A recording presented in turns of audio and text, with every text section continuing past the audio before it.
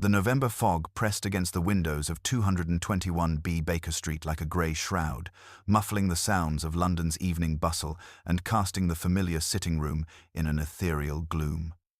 Doctor. Watson looked up from his medical journal as the sharp rap of knuckles against their door cut through the stillness, followed immediately by Mrs. Hudson's hurried footsteps upon the stairs. Before she could announce the visitor, a tall figure in a dripping greatcoat swept past her into the room, his breath forming small clouds in the chilled air. "Inspector Bradshaw, Scotland Yard," Holmes observed, without lifting his eyes from the chemical apparatus that cluttered the side table, his long fingers delicately adjusting a glass retort. "You've come directly from Belgravia, having stopped first at your club in St. James's for a brandy to steady your nerves. The case involves a person of considerable social standing, and you've been warned by your superiors to tread carefully.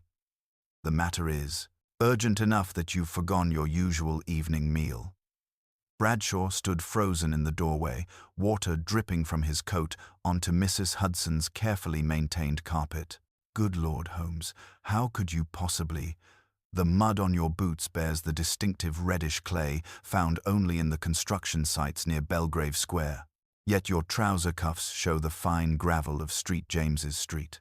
The faint aroma of your club's particular blend of tobacco clings to your coat, though you're not a regular smoker, suggesting you sought Dutch courage in familiar surroundings. Your hands tremble slightly, not from the cold, but from anxiety, and the way you clutch that leather portfolio suggests documents of considerable sensitivity." Watson watched his friend's performance with familiar admiration, noting how Holmes's grey eyes had already begun to sharpen with interest despite his affected nonchalance. The inspector sank heavily into the offered chair, his weathered face grave with concern. "Sir Reginald Ashworth has been found dead in his private study," Bradshaw began without preamble. The door was locked from within, the key still in the deceased's pocket. Windows secured, no sign of forced entry or struggle. He appears to have died peacefully in his chair, though Dr. Morrison can find no obvious cause. "A natural death, then," Watson interjected, hardly requiring our friend's particular talents. "Ah, but there's more, Doctor," Bradshaw continued, his voice dropping to barely above a whisper. "Upon Sir Reginald's desk lies a letter, sealed with black wax and bearing his personal signet. It's addressed to Lord Pemberton at the Foreign Office, but here's the peculiar thing. It has never been opened, never been sent. Yet it appears to be the cause of considerable distress among certain government circles." Holmes finally turned from his apparatus, his aquiline features sharp with curiosity. "And why, pray tell, has this unopened correspondence not been examined?" "Because, Mr. Holmes, within hours of the discovery, a Queen's Counsel arrived with an injunction preventing anyone from breaking the seal. Lady Ashworth insists the letter contains state secrets that could compromise national security if revealed. Lord Pemberton himself has requested it remain sealed until proper authorities can determine its contents.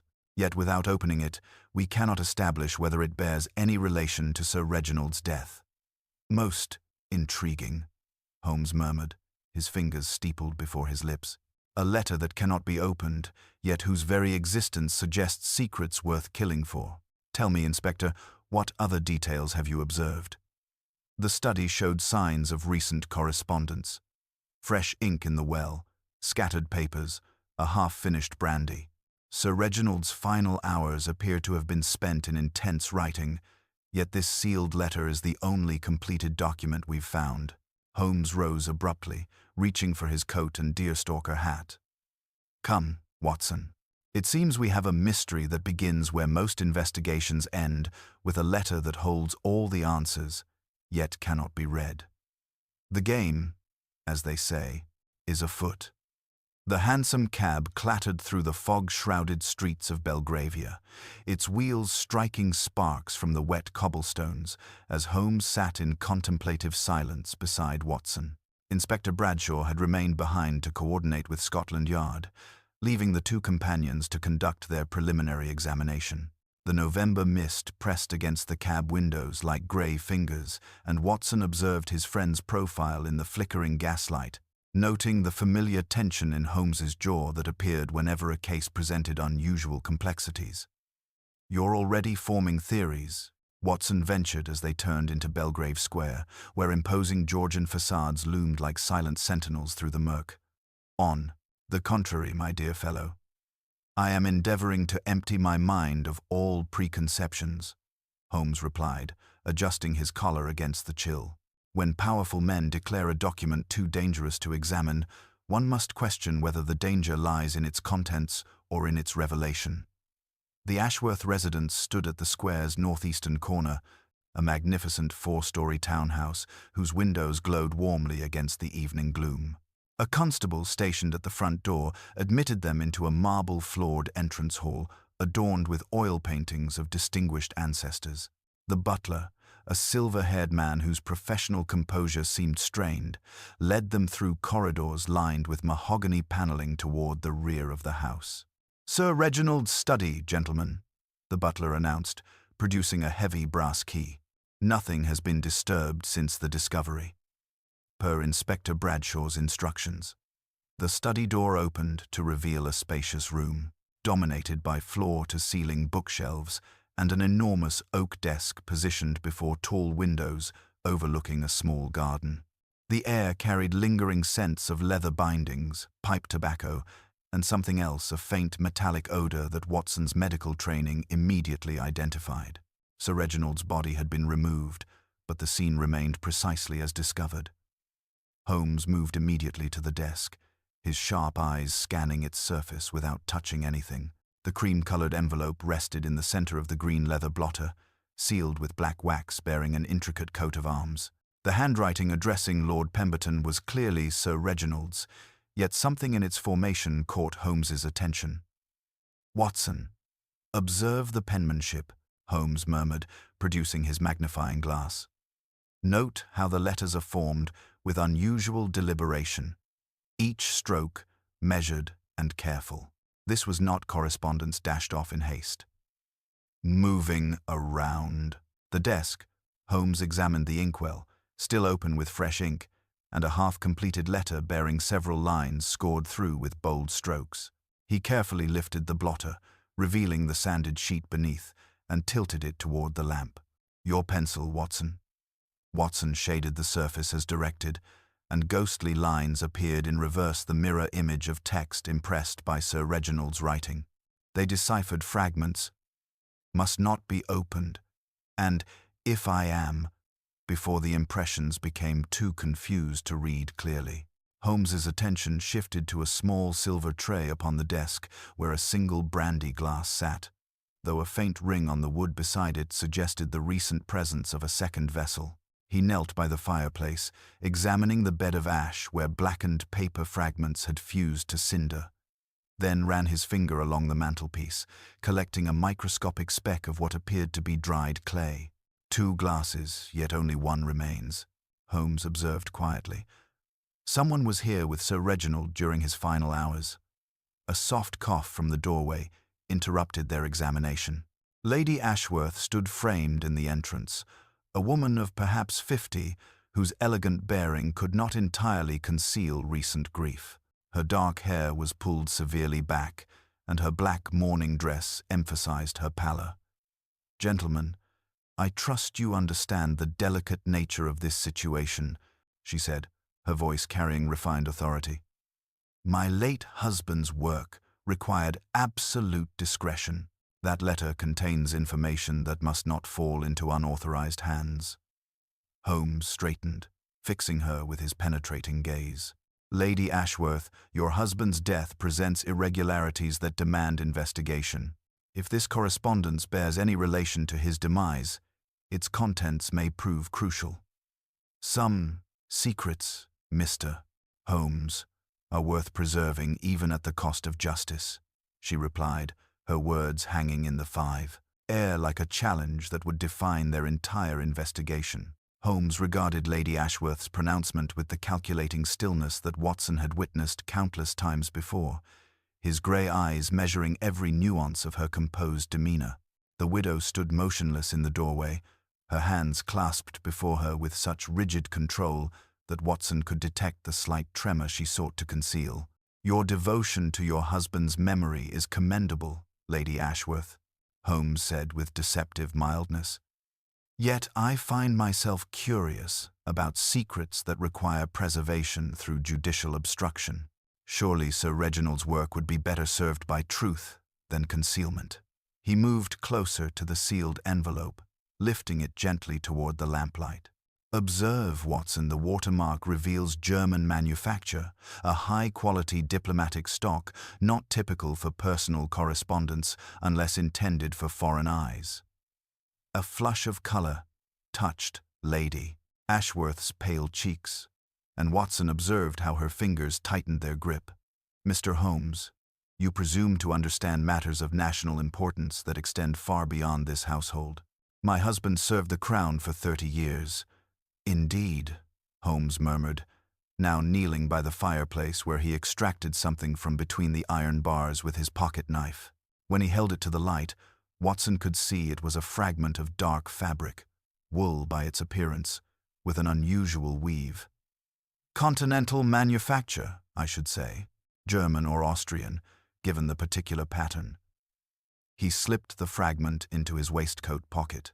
"Your husband's final visitor was not an Englishman, Lady Ashworth."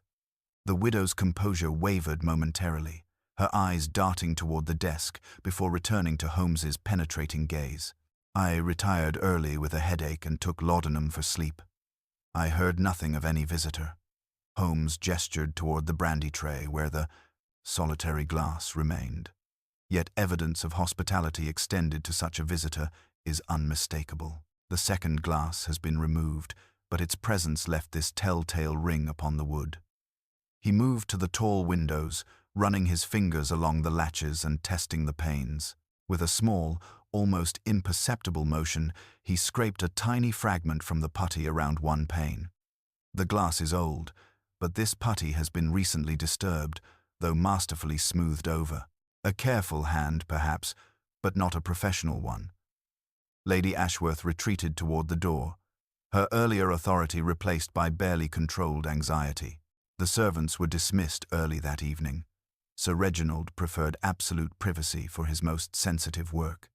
"How convenient," Holmes observed quietly, examining the carpet near the chair where Sir Reginald had been found. Here, caught on a loose thread, was another minute shred of the same dark tweed. "Your husband received a visitor who arrived through unconventional means. Someone familiar enough with this house to know of the garden entrance, yet foreign enough to require such discretion." Watson stepped forward, his medical instincts engaged. "The household staff could surely provide some account of the evening's events. Mr. Hargreave, my husband's secretary, departed at 7, Lady Ashworth replied quickly, perhaps too quickly. The butler had instructions not to disturb Sir Reginald after 9 o'clock. Holmes had returned to the desk, where he dipped a clean instrument into the inkwell and examined the viscosity against white paper. Standard iron gall ink, recently replenished. But observe this pen, it carries the faint trace of an expensive Cuban cigar, stronger where the second glass rested. Our unknown visitor indulged in more robust habits than your abstemious husband." The detective straightened, his gaze sweeping the room with renewed intensity. "Lady Ashworth, this study is a carefully constructed tableau, designed to conceal rather than reveal. Your husband died protecting secrets, certainly. But whether they were state secrets or personal ones remains to be determined." As her footsteps faded down the corridor, Holmes turned to Watson with the familiar gleam of intellectual excitement. "My dear fellow, we have stumbled upon something far more complex than a simple death in a locked room. A foreign visitor, diplomatic correspondence, and a widow who knows considerably more than she admits. The game grows more intriguing by the moment." The moment Lady Ashworth's footsteps faded down the corridor, Holmes moved with renewed purpose toward the garden windows, producing his magnifying glass to examine the disturbed putty with microscopic precision. Watson observed his friend's methodical approach, noting how Holmes's fingers traced the window frame like a surgeon exploring a wound. "The technique is unmistakably professional," Holmes murmured, pressing gently against one particular pane that shifted almost imperceptibly under pressure. "Military engineering, perhaps, or specialized diplomatic training." Yet, observe this curious contradiction. Watson such expertise employed when the adjacent garden door shows clear evidence of having been unlocked from within. He knelt by the threshold, indicating barely visible indentations in the carpet's deep pile. Two sets of footprints, one moving rapidly toward the door, the other entering with measured, confident steps. Sir Reginald hurried to admit someone he was not merely expecting, but eagerly awaiting. Rising, Holmes moved to the bookshelf nearest the desk, his keen eyes scanning the leather-bound volumes until he paused at a conspicuous gap. Baedeker's Guide to Central Europe, recently removed and not replaced. Someone required geographical reference during their final conversation. His fingers found a hidden mechanism behind the adjacent volumes, revealing a concealed compartment containing documents bound with red ribbon. "Diplomatic correspondence," Holmes observed quietly, carefully examining the papers without disturbing their precise arrangement. All bearing Foreign Office seals, but notice the dates, some nearly a year old, yet recently handled. The top document bore an official German header, beneath which lay English translations in Sir Reginald's meticulous script. Watson peered over Holmes's shoulder, translating the German text slowly. "Trade negotiations with the German Empire." But this phrase suggests alternative arrangements and private understanding negotiations outside official channels. Holmes replaced the documents exactly as found, then turned his attention to Sir Reginald's personal desk. From his waistcoat, he produced delicate instruments, opening the locked drawers with practiced ease. The second drawer revealed a leather-bound appointment diary, its final entries drawing Holmes's immediate attention. "November 15th. HK confirms arrangement," Holmes read aloud. "November 16th. Final preparations complete. And here, November 17th, the date of his death. Everything depends upon tonight's conversation." He held the diary toward the lamplight, his eyebrows rising.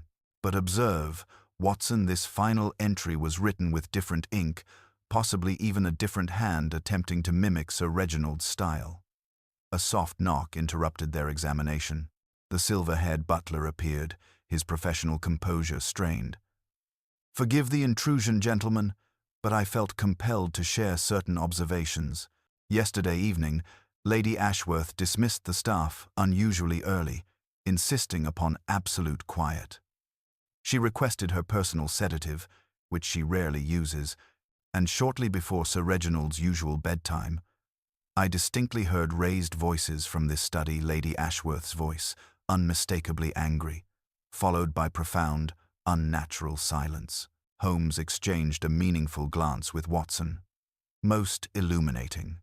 And was there anything else unusual about the evening?" "Indeed, sir. A gentleman caller arrived near 9 o'clock, though Lady Ashworth had given strict instructions that Sir Reginald was not to be disturbed. Foreign gentleman, by his accent German, I believe. He carried himself with military bearing and smoked the most aromatic Cuban cigars." Before Holmes could respond, the butler continued nervously. "Which brings me to my immediate concern, gentlemen. That same gentleman has just arrived, requesting to speak with Lady Ashworth regarding funeral arrangements." He presented this card. The butler extended a silver tray bearing an embossed calling card. Holmes examined the card intently. Heinrich Kellner, the name rendered in Gothic script typical of German printing, on continental paper stock.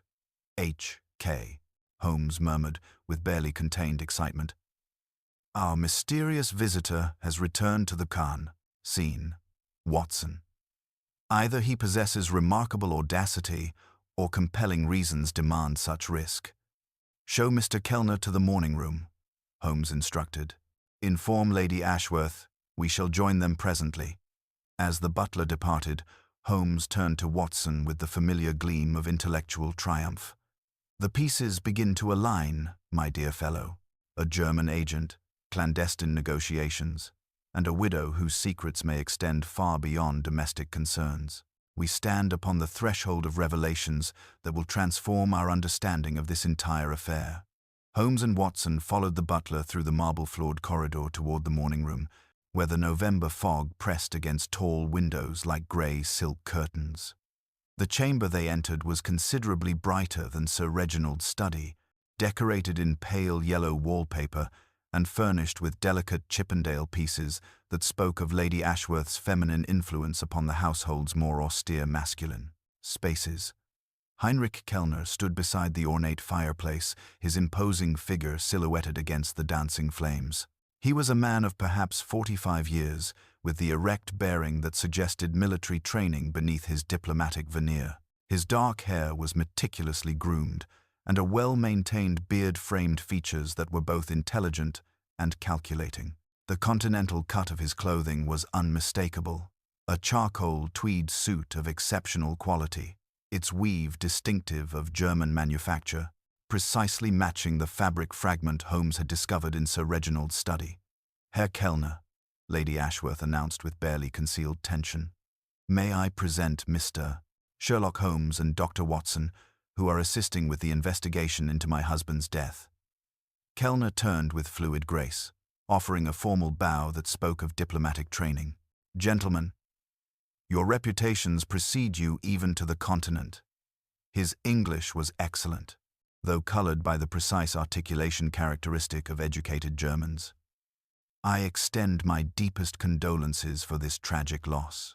Sir Reginald was a man of exceptional vision and unwavering principle. Holmes accepted Kellner's proffered hand, his sensitive fingers immediately detecting the firm grip and subtle calluses that suggested familiarity with more than diplomatic documents. The faint aroma of expensive Cuban tobacco clung to the German's clothing, precisely matching the scent Holmes had identified in Sir Reginald's study. Your acquaintance with Sir Reginald was professional, I assume? Holmes inquired with deceptive mildness, his keen eyes cataloguing every detail of Kellner's appearance. The man's boots bore traces of the distinctive reddish clay found only in certain London construction sites, while his right cuff showed microscopic stains that could be sealing wax. Indeed, Mr. Holmes, our governments have maintained cordial relations on various matters of mutual interest. I had hoped to call upon Sir Reginald yesterday evening regarding a delicate diplomatic correspondence, but was informed of his indisposition. Kellner's gaze flickered momentarily toward the corridor leading to Sir Reginald's study, a movement so brief that only Holmes's trained observation detected it. Most unfortunate timing, Watson observed. Such matters often require immediate attention. Precisely, Doctor. The sealed letter upon Sir Reginald's desk concerns negotiations that cannot await bureaucratic delays. My government has invested considerable resources in these discussions, and Sir Reginald's death has created complications that extend far beyond personal grief. Lady Ashworth stepped forward sharply, her composure cracking. Mr. Kellner, I have made my position clear. That document remains sealed by order of the Crown's legal representatives. No foreign interest, however pressing, can supersede British sovereignty in this matter. Holmes noted the widow's protective stance and the way Kellner's jaw tightened at her words. Your concern for the document's contents is understandable, Herr Kellner, yet curious for someone claiming ignorance of its specific nature. How precisely did you become aware of this sealed correspondence? Kellner's diplomatic smile faltered almost imperceptibly. Sir Reginald mentioned his intention to formalize certain understandings in writing. The existence of such documentation was anticipated, though its precise contents remain unknown to me. At that moment, Inspector Bradshaw appeared in the doorway, his weathered face grave with new intelligence. Mr. Holmes, we've located Sir Reginald's secretary, Hargreave, at Cannon Street Station. He departed this morning's early train to Dover, carrying what witnesses describe as a locked dispatch case.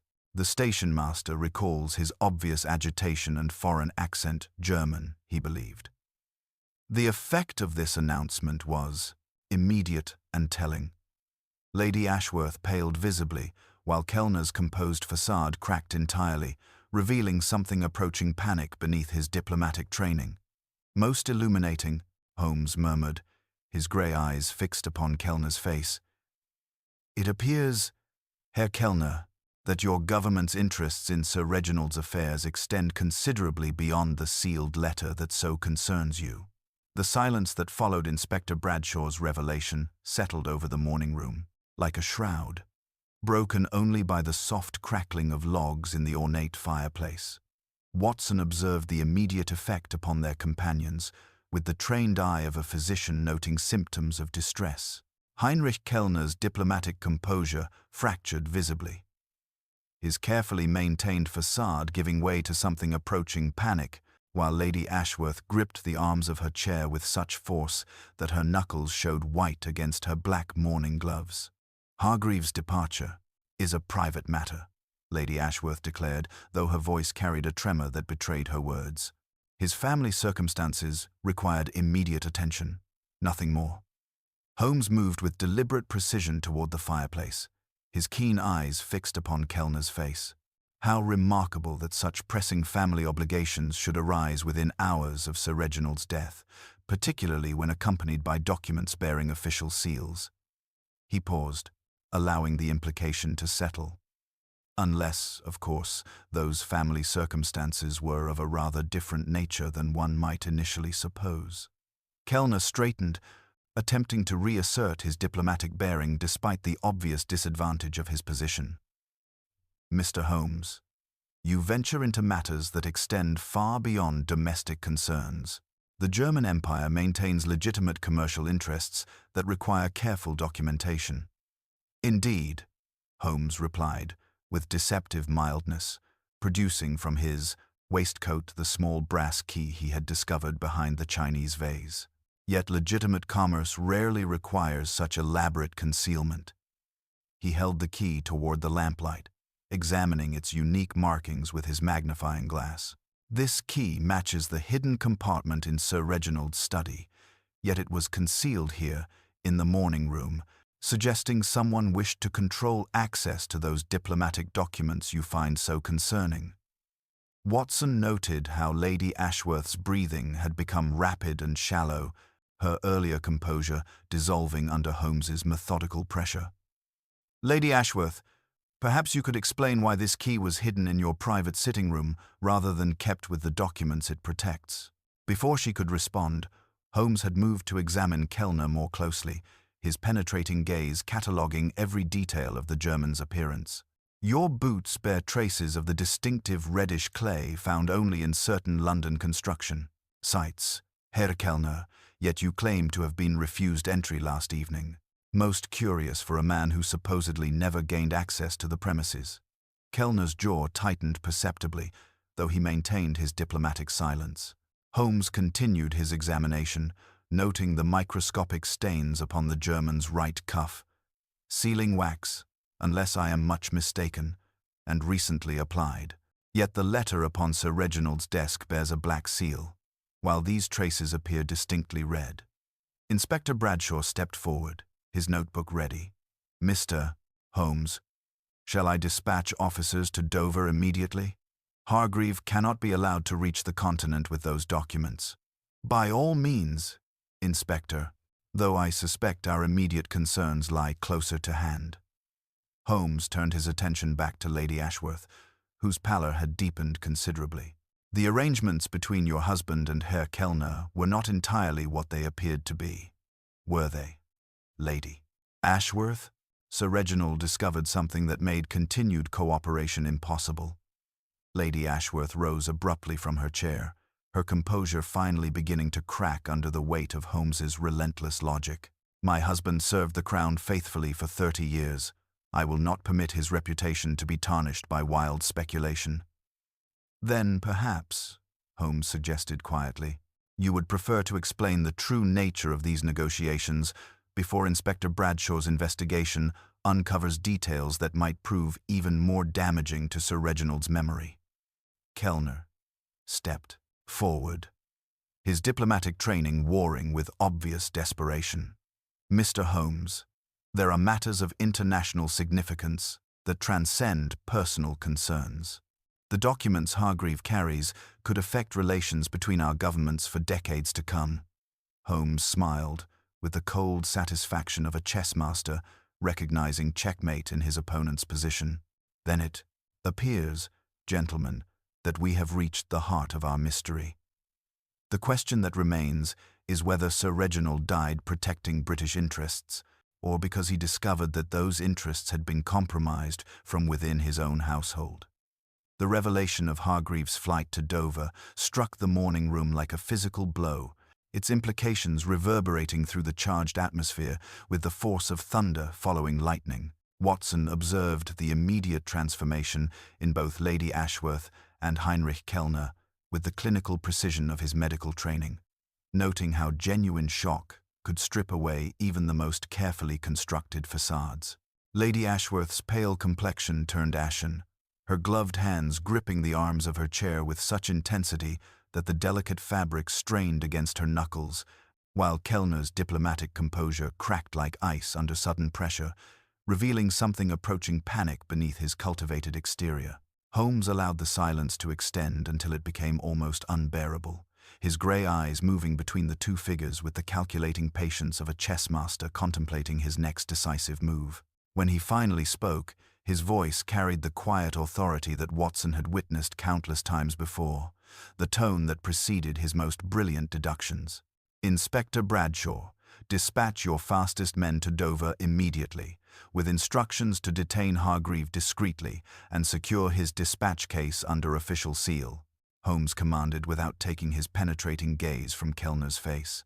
"Wire ahead to Calais as well. Our quarry must not be permitted to reach continental soil with whatever documents he carries." As Bradshaw departed with obvious urgency, Holmes turned his attention to the writing desk in the corner of the morning room, where Lady Ashworth conducted her personal correspondence. Moving with characteristic precision, Holmes examined the elegant stationery with his magnifying glass, his trained eye detecting subtle details that others would overlook entirely. Among the cream-colored papers bearing Lady Ashworth's personal seal, he discovered something that made him pause with evident satisfaction.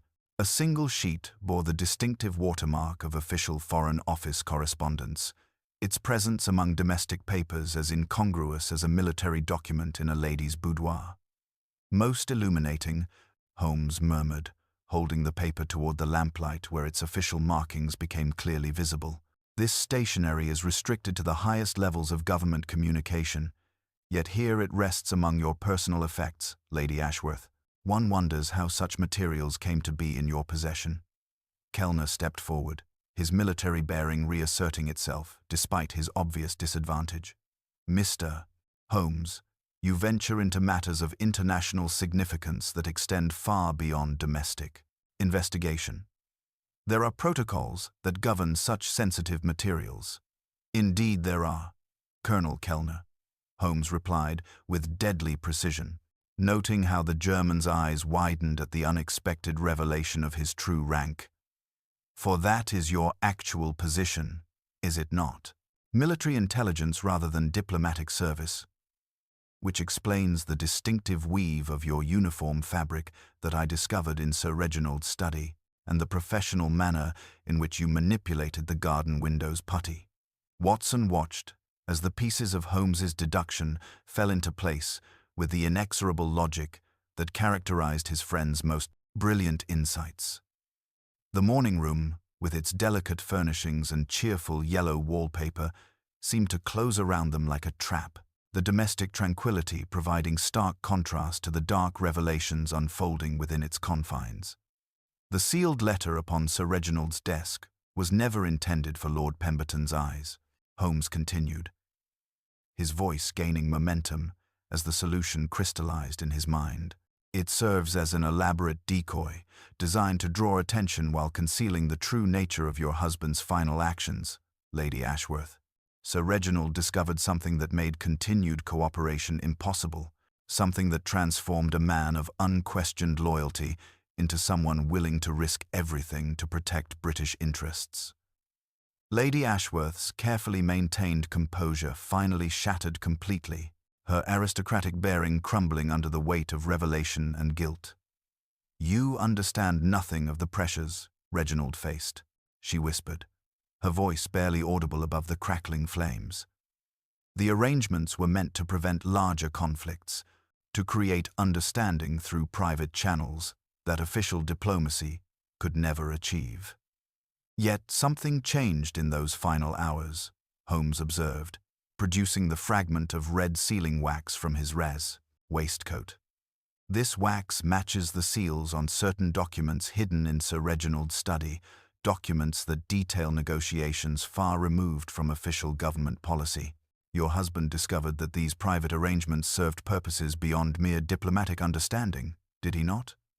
The ornate clock upon the mantelpiece marked each passing second with relentless precision, its ticking the only sound in the room as the full implications of Holmes's deductions settled over the assembled company like a shroud, promising revelations that would transform their understanding of loyalty, betrayal, and the terrible prices demanded by duty to crown and country.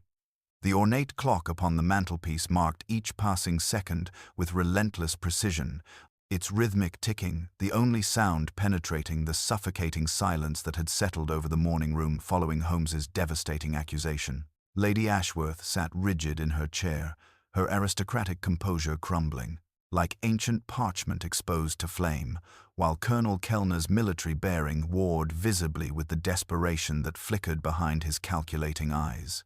Watson observed both figures with the clinical attention of his medical training, noting the physiological manifestations of guilt and fear that no amount of social breeding could entirely conceal. A discreet cough at the doorway broke the tension as the silver-haired butler appeared, bearing a telegram upon his customary silver tray.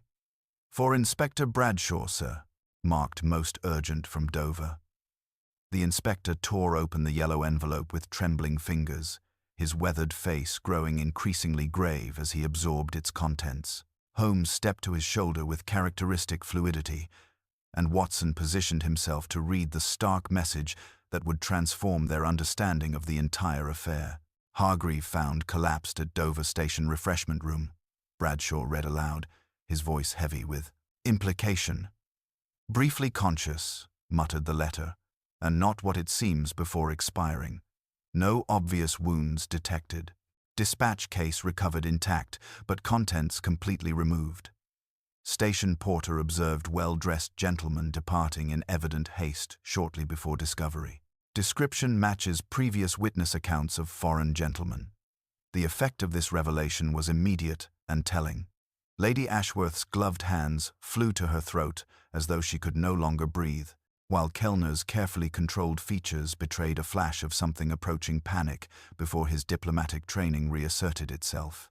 Holmes allowed the implications to settle like sediment in still water, his grey eyes moving between the two figures with the patient intensity of a naturalist observing specimens under glass. "Most illuminating," Holmes murmured, producing from his waistcoat the fragment of red sealing wax he had discovered earlier. Poor Hargreave's final. Words suggest he understood more than his employers credited him with understanding. The dispatch case's contents were removed not by thieves seeking monetary gain, but by someone requiring specific documents that could expose a network of betrayal extending far beyond this household. Moving to Lady Ashworth's writing desk, with deliberate precision, Holmes examined the elegant stationery with his magnifying glass, his trained eye detecting subtle anomalies that others would overlook entirely. Among the cream-colored papers bearing her personal seal, he discovered something that made him pause with evident satisfaction: a single sheet bearing the distinctive watermark of official Foreign Office correspondence, its presence among domestic papers as incongruous as a military dispatch in a lady's boudoir. The red wax tells a different story than the black seal everyone finds so fascinating, Holmes observed, holding the fragment toward the lamplight where its composition became clearly visible. This particular compound contains traces of cinnabar and beeswax in proportions favored by continental manufacturers, specifically German diplomatic services. Your husband discovered that his negotiations were not what they appeared to be. Lady Ashworth. Colonel Kellner stepped forward, abandoning his diplomatic facade entirely. "Mr. Holmes, you venture into matters of international significance that transcend domestic concerns. There are protocols governing such sensitive materials that supersede local jurisdiction. Indeed, there are. Colonel Kellner, Holmes replied with deadly precision, noting how the German's military bearing had finally overcome his civilian disguise, which explains why Sir Reginald spent his final hours not composing the sealed letter that has drawn such attention, but documenting evidence of systematic intelligence gathering that would expose agents operating throughout the British government. Lady Ashworth's composure shattered completely, her voice emerging as barely more than a whisper. Reginald discovered the truth about the arrangements. What began as legitimate diplomatic cooperation had evolved into something far more sinister. He threatened to expose everything, to destroy years of careful work in service of his outdated notions of patriotic duty. Holmes smiled with the cold satisfaction of a chess master recognizing inevitable checkmate, his deductions confirmed by confession extracted through relentless logic rather than intimidation or force. Lady Ashworth's confession hung in the morning room's perfumed air like the tolling of a funeral bell, its implications reverberating through the assembled company with the force of thunder following lightning. Holmes observed her crumbling facade with the clinical precision that characterized his most penetrating deductions, noting how decades of aristocratic breeding dissolved under the corrosive weight of guilt and desperation. Colonel Kellner remained rigid beside the fireplace, yet Watson detected the subtle tremor in his hands that suggested a man calculating rapidly diminishing options for survival. Your husband's inconvenient patriotism required permanent silencing, Holmes continued with relentless logic, moving to examine the ornate mantelpiece where he had earlier discovered traces of foreign clay. Sir Reginald spent his final hours not composing diplomatic correspondence, but compiling comprehensive evidence of your network's activities documentation that would have exposed years of systematic intelligence gathering and identified every agent operating within British government circles. The detective knelt by the hearth, extracting with delicate care a partially burned document fragment that had escaped complete destruction. Holding it toward the lamplight, revealed enough text to confirm his suspicions, correspondence bearing official Foreign Office letterhead, yet annotated in German script with notations that matched the handwriting samples he had observed in Sir Reginald's hidden compartment.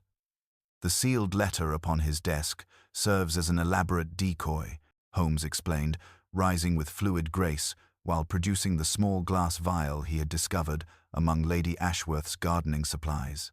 Its black wax and official appearance were designed to draw attention from the true documents Sir Reginald had prepared. But you, Lady Ashworth, possessed both motive and means for a more permanent solution to your husband's troublesome conscience. Watson's medical training immediately recognized the vial's contents as Holmes held it toward the pert lamplight. Digitalis extract, derived from the foxglove plants flourishing in your garden, Lady Ashworth, a substance readily available to any knowledgeable botanist, yet requiring considerable expertise to administer in precisely the correct dosage to simulate natural cardiac arrest. Lady Ashworth's aristocratic composure dissolved entirely, her gloved hands clutching at her throat as though she could no longer breathe. You understand nothing of the pressures we faced, Mr. Holmes. Reginald's rigid principles would have destroyed everything we had worked to build, would have set our nations on a path toward inevitable conflict. Indeed, Holmes replied with deadly quiet, moving to the writing desk where the evidence of her betrayal lay scattered among innocent correspondence.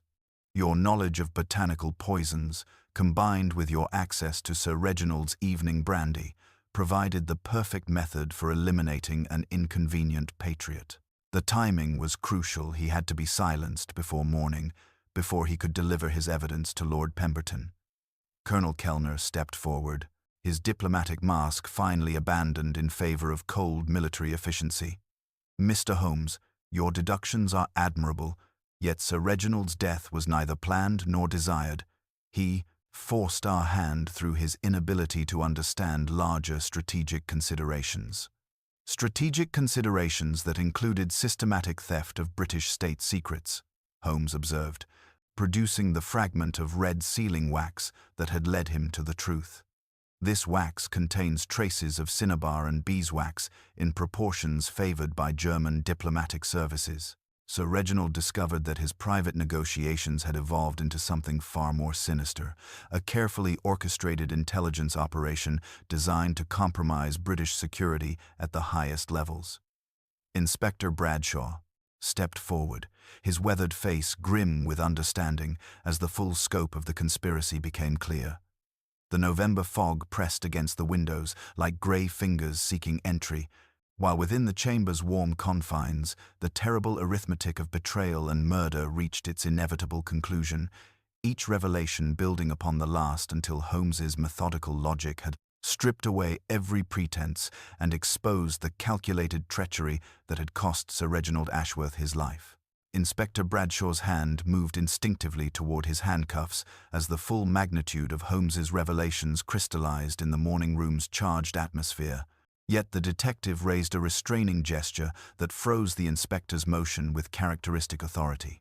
Watson observed his friend's calculating expression, recognizing the familiar gleam that preceded Holmes's most audacious strategic maneuvers, while the November fog continued its relentless assault upon the windows like grey fingers seeking entry to witness the final act of this domestic tragedy. "Not yet, Inspector," Holmes murmured, his penetrating gaze fixed upon Colonel Kellner's rigid military bearing. "Our German friend possesses information that extends far beyond this household's betrayal. The network Lady Ashworth referenced encompasses agents operating throughout Whitehall, individuals whose exposure could prevent future catastrophes." He moved toward the writing desk with deliberate precision, producing the sealed letter that had commanded such attention throughout their investigation. "This document has served admirably as our unwitting accomplice, drawing every predator into the open through its mysterious allure." Lady Ashworth's aristocratic composure had deteriorated beyond recognition, her trembling hands clutching at her throat as though she could no longer breathe under the weight of accumulated guilt. Heinrich promised that Reginald would be spared if he agreed to remain silent about the arrangements. The digitalis was meant as persuasion, not murder, but his constitution proved weaker than we anticipated. "A convenient explanation," Holmes observed with cold precision, lifting the black-sealed envelope toward the lamplight, where its contents became clearly visible through the cream-colored paper. "Yet this letter contains nothing more than blank stationery. Lady Ashworth, your husband's final masterstroke was to create an elaborate decoy that would draw attention while his true evidence remained hidden elsewhere." He set the envelope down with deliberate care, his grey eyes never leaving Kellner's face. Sir Reginald understood that wolves circle where they smell blood, and he provided them with precisely the scent they craved. Colonel Kellner's diplomatic facade cracked entirely, revealing the calculating intelligence officer beneath his civilian disguise. "Mr. Holmes, you venture into matters of international significance that transcend domestic jurisdiction. There are protocols governing such sensitive materials that supersede local authority." "Indeed there are, Colonel," Holmes replied, moving to the fireplace where he retrieved the partially burned fragments of genuine correspondence. "Which explains why Sir Reginald spent his final hours not composing the sealed letter everyone finds so fascinating, but documenting evidence of systematic intelligence gathering that would expose your entire network." He held the charred papers toward the lamplight, revealing enough text to confirm official Foreign Office letterhead annotated in German script. "Your handwriting, unless I am much mistaken, detailing British naval movements and harbour defences that could only have been obtained through highly placed sources within the Admiralty." Watson stepped forward, his medical instincts engaged by Lady Ashworth's deteriorating condition as her breathing became laboured and a faint blue tinge appeared around her lips. "She requires immediate attention, Holmes. The emotional strain may precipitate genuine cardiac failure." "Most ironic," Holmes observed without softening his relentless pressure, given her expertise in inducing such conditions artificially through carefully calculated digitalis dosages. He knelt beside her chair, his voice dropping to barely above a whisper. Sir Reginald discovered your garden journal with its precise botanical calculations.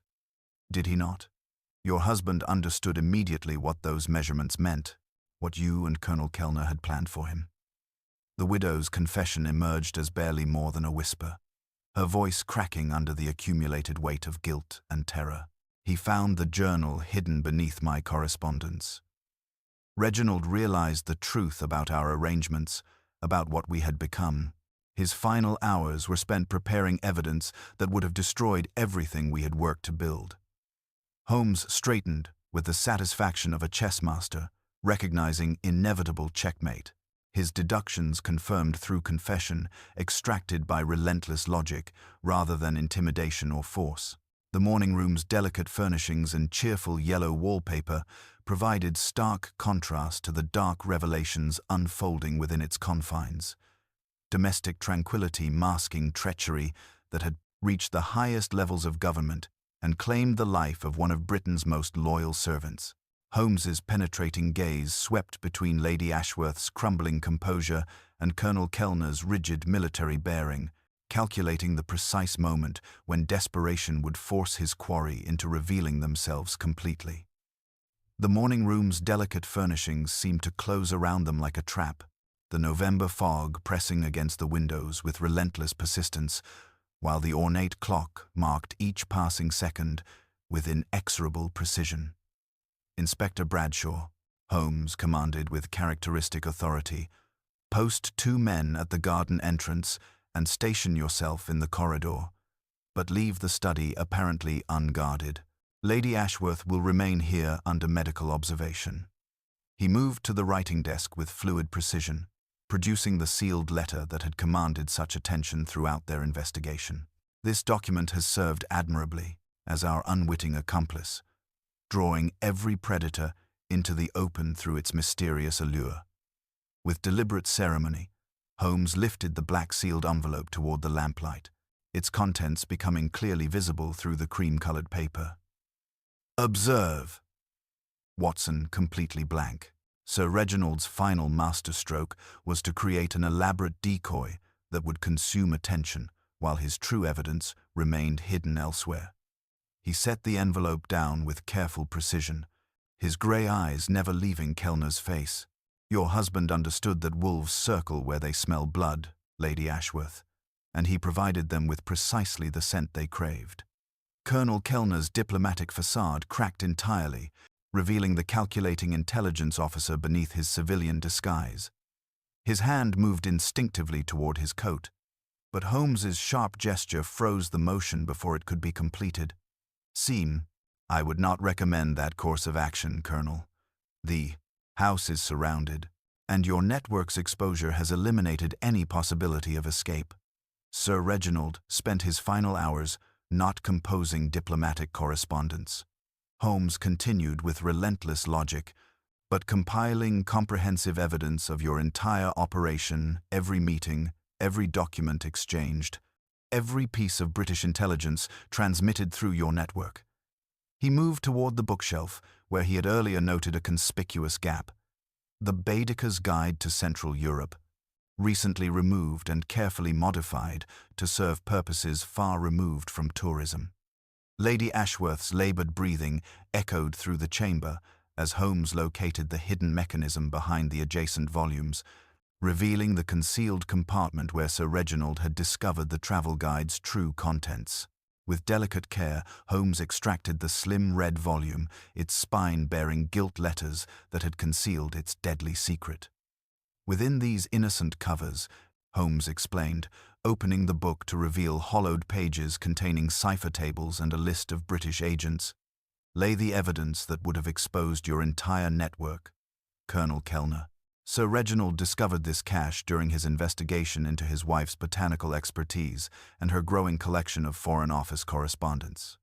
Watson observed Lady Ashworth's deteriorating condition with clinical concern as her aristocratic composure dissolved completely under the weight of accumulated guilt. The digitalis extraction methods detailed in your garden journal provided the perfect weapon, Lady Ashworth. Your husband understood immediately what those precise botanical calculations meant when he discovered them hidden among your personal effects. Holmes straightened with the satisfaction of a chess master, recognizing inevitable checkmate. His deductions confirmed through evidence, rather than mere supposition. Sir Reginald's final hours were spent not in composition of the sealed letter that has drawn such attention, but in preparing documentation that would survive his anticipated murder. He entrusted the real evidence to Hargreave, sealed with the distinctive red continental wax I discovered, hoping his loyal secretary could deliver it to proper authorities before he was silenced. Colonel Kellner made one final desperate movement toward the fireplace, but Inspector Bradshaw emerged from the corridor with perfect timing, blocking the German's path to potential escape. The military bearing that had sustained Kellner throughout the investigation finally crumbled as the full scope of his exposure became undeniable. "The game ends here, Colonel," Holmes declared with quiet authority as Bradshaw secured the prisoner. "Your network has been compromised, your methods exposed, and your conspiracy against the Crown documented in Sir Reginald's meticulous handwriting." He held the modified Baedeker toward the lamplight, its innocent appearance masking the deadly intelligence it had concealed. An object so common that no search would dwell upon it, yet Sir Reginald's investigation revealed its true purpose before the end. As the fog continued its assault upon the windows, and Lady Ashworth's confession echoed through the chamber, the morning room bore witness to the final collapse of a conspiracy that had reached the highest levels of government, its domestic tranquility forever tainted by revelations of treachery and murder that would resonate through the corridors of power for years to come. The November fog had lifted by the time Holmes and Watson returned to their Baker Street lodgings, though the evening's revelations seemed to cast their own shadows across the familiar sitting room. Holmes moved to the fireplace with characteristic restlessness, his grey eyes reflecting the dancing flames as he filled his pipe with deliberate precision. The arrest of Colonel Kellner and Lady Ashworth had concluded the most intricate case of international espionage either man had encountered, yet Watson sensed his friend's mind still worked through the final threads of deduction. The beauty of Sir Reginald's final gambit, Watson, lay in its elegant simplicity, Holmes began, settling into his chair with the satisfaction of a puzzle completely solved.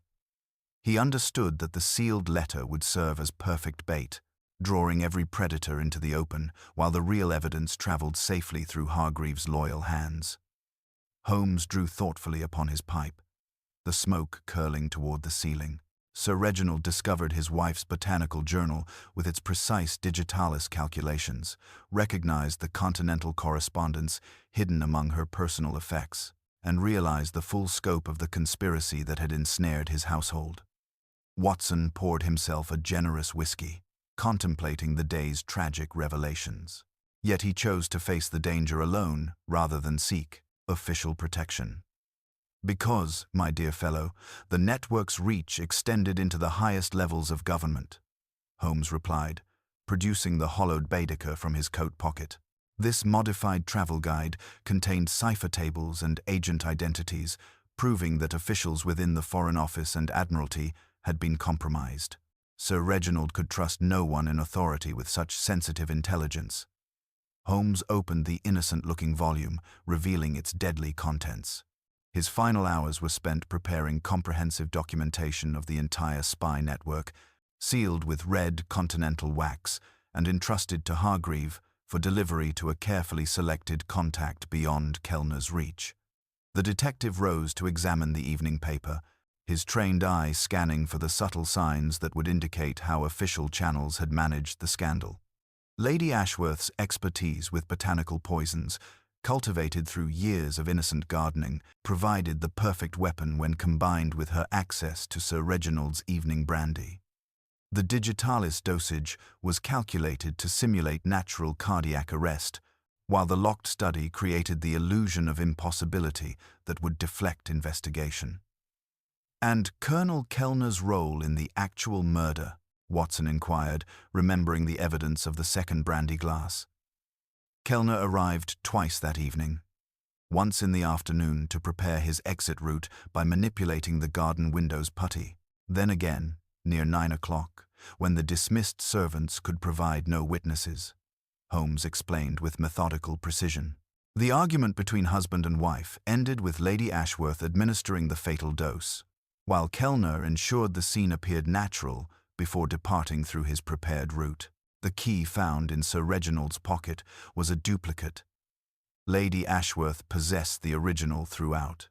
Holmes moved to the window, gazing out at the sighs, gaslit street where London's evening bustle continued oblivious to the conspiracy that had been unravelled within their city's heart.